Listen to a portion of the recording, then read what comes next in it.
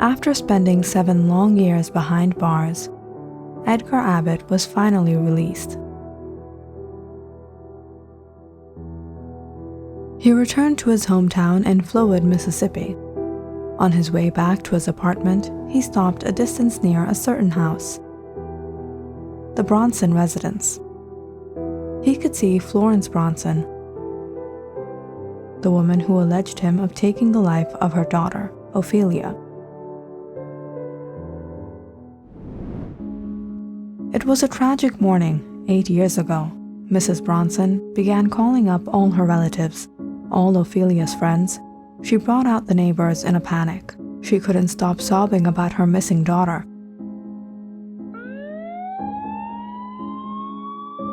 If it weren't for Ophelia's sister Mabel, who had spoken out, the police wouldn't have gotten to the end of it all. They often used to sneak out together. "Mother, I'm sorry I hid this from you. I never liked the guy. I always had my doubts about him." However, when the police knocked on Edgar's door, he refused to know where Ophelia was. Mrs. Bronson sensed something wasn't right from the very start. She urged the police to continue their search on Edgar Abbott. And it was a week after that scraps of Ophelia's clothes stained in blood were found in the nearby woods. The clothes were sent to the forensic laboratory, where not only the DNA of Ophelia was found, so was the DNA of Edgar, making him the prime suspect. The police searched all his possessions and his property, but nothing could be found.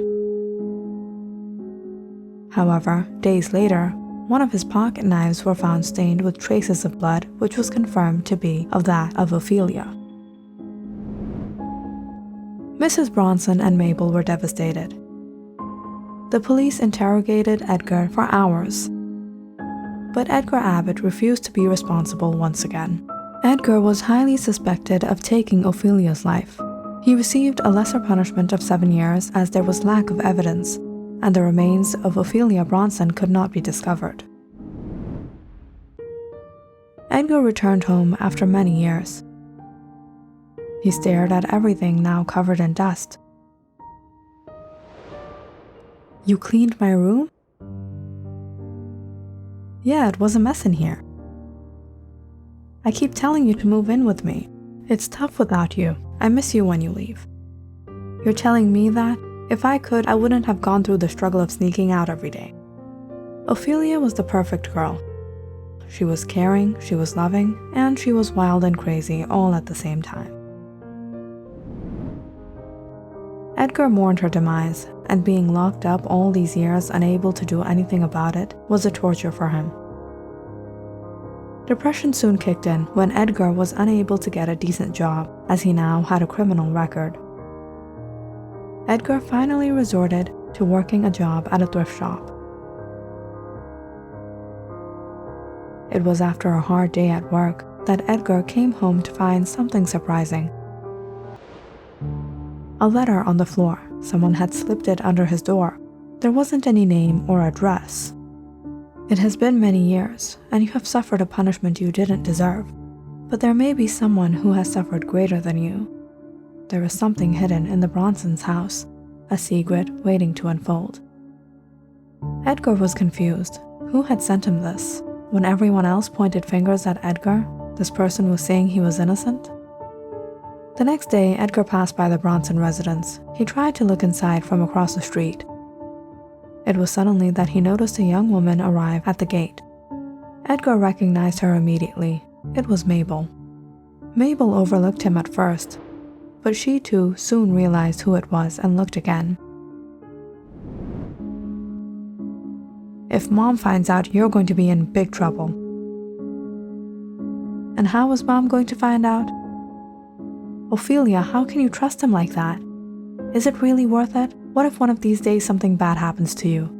You're not the only person who's gonna be blamed for it." "Stop worrying so much. I'll be here before sunrise. Mom won't even notice. Edgar will drop me off." "He's just using you, and you're gonna regret it. Next thing you know, I'm gonna be an aunt. I'm only 15, Ophelia." "You're crazy, Mabel, and I'm 19 and I know what I'm doing. Mind your business, little sister." Edgar didn't want to create any trouble, but looked like trouble had already come his way. Mr. Hansel, the Bronsons' neighbor, was right behind him.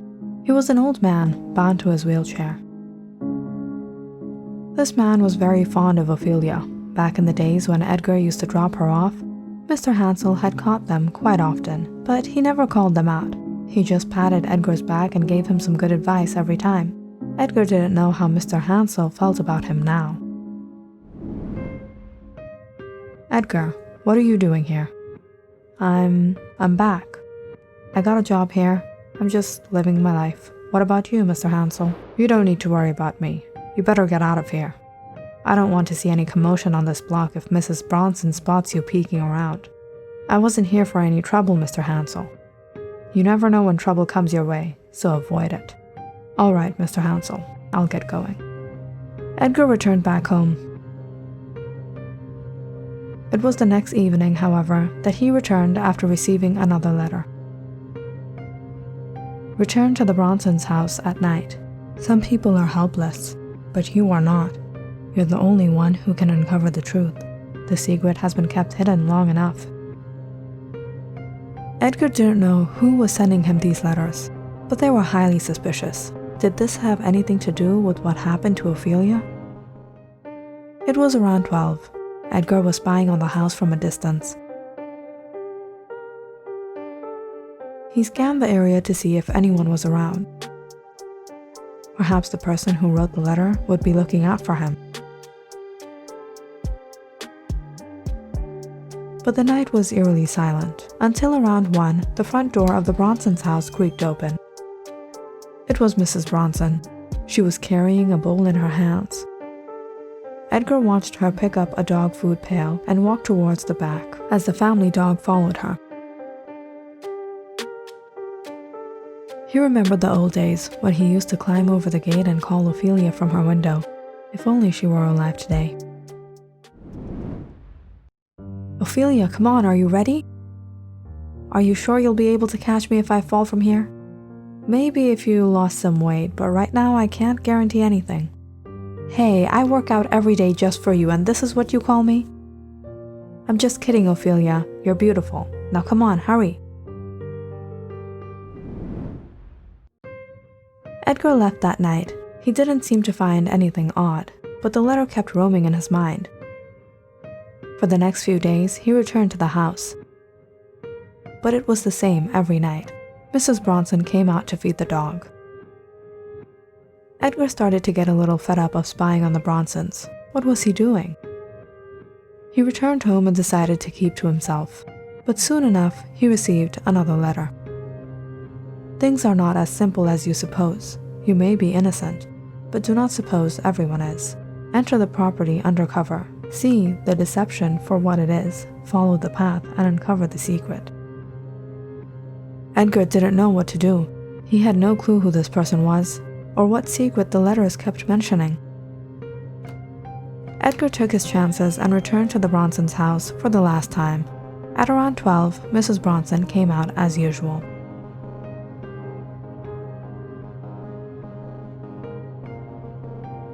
Edgar tried to follow her from the other side of the fence. He realized she was carrying food, but what spurred his curiosity was where she went in her backyard. So this was the secret. There was an underground entrance. Mrs. Bronson looked up at the neighbor's house as if she were checking if anyone was watching her from the windows. Edgar had never known about this before. Ophelia never mentioned anything like this to him. Mrs. Bronson was in and out. Edgar decided to wait till the coast was clear. There was no way he could get caught.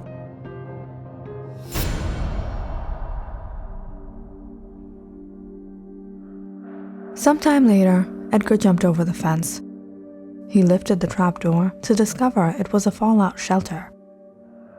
Perhaps one built back in the 1960s. Strange, no one used these anymore. Edward jumped in and tried to work quickly, breaking the lock with his sturdy pocket knife. It was minutes before he reached success and slowly creaked the door open.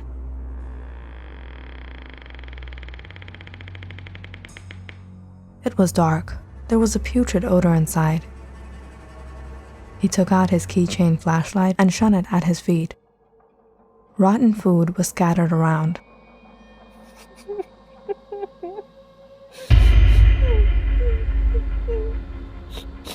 Just then, Edgar heard a whimpering cry to the corner. He pointed his flashlight towards the noise.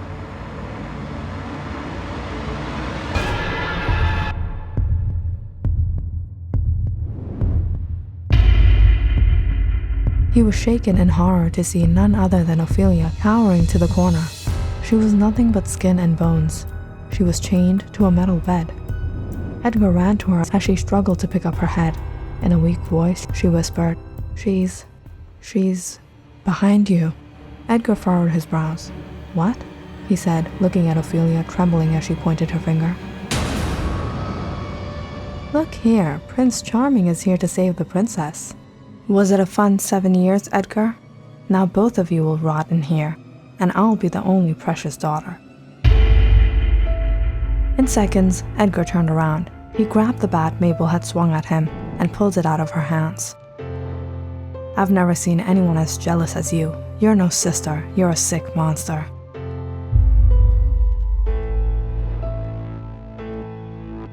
Edgar looked into Ophelia's now tired and weary eyes. No one will escape their punishment. Tonight, the secret will be exposed. Edgar broke the chains off Ophelia's hands, releasing her from confinement after 8 long years. He pushed Mabel out the door. "Get up. Get out of here." He took the girls to the front door, where he shouted for all to hear. "Florence Bronson, it's over." Mrs. Bronson hurried out the door, devastated to see her daughter Mabel tied up, and shocked to see Ophelia standing behind Edgar. She helped Mabel up as she yelled out, "My daughter, my beautiful daughter Ophelia, what have you done to her? I always knew you were a worthless piece of garbage. Your life isn't even worth the value of my shoes, and you dare touch my daughter? What a shameless liar you are. You allege me of taking a life, but you were the real criminal. You left your daughter in a condition worse than the dead. What kind of mother are you?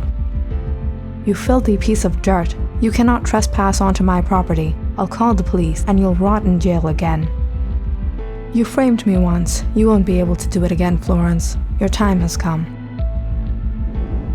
In minutes, police arrived at the Bronson residence. "I should have taken her life the minute I found out she was with a loser like you." Florence Bronson was arrested for confining her daughter in a hidden fallout shelter for 8 years in a horrible condition, secluding her from the outside world. Mabel Bronson was also arrested when she confessed to assisting her mother.